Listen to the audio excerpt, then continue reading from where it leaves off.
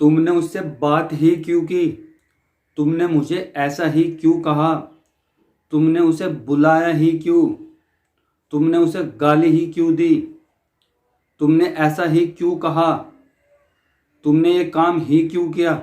मतलब गाइस, जब कोई काम गलत हो जाता है तो हम कुछ इस तरह के सेंटेंसेज इंग्लिश में बोलते हैं। जब हमें गुस्सा आ जाता है तो हम गुस्से में कुछ ऐसी एक्सप्रेशन इंग्लिश में कहते हैं कि तुमने ऐसा काम ही क्यों किया, तुमने ऐसा ही क्यों किया। मतलब जब भी आपको कुछ इस तरह के सेंटेंसेज आप हिंदी में बोलते हैं, अगर आप ऐसे सेंटेंस इंग्लिश में बोलने हो तो कैसे बोलेंगे।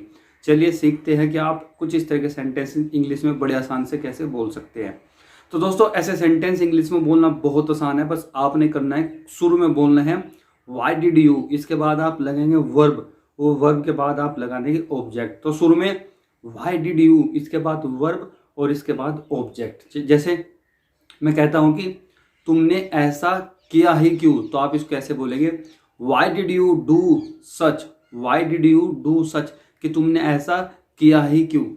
तुमने उससे बात ही क्यों की, तो आप इसको ऐसे बोलेंगे, why did you talk to him, why did you talk to him, कि तुमने उससे बात ही क्यों की।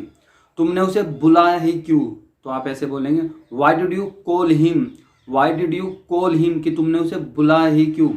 तुमने मुझे ऐसा ही क्यों कहा, तुमने मुझे ऐसा ही क्यों कहा, तो आप बोलेंगे, वाई डिड यू से, वाई डिड यू से me like this, Y did you से मी लाइक दिस, कि तुमने मुझे ऐसा ही क्यों कहा।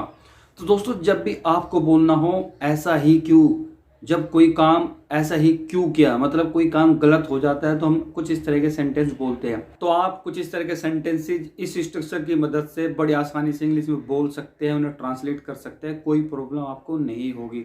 तो होपफुली आपको वीडियो पसंद आई होगी। वीडियो पसंद आई तो लाइक करिए, शेयर करें।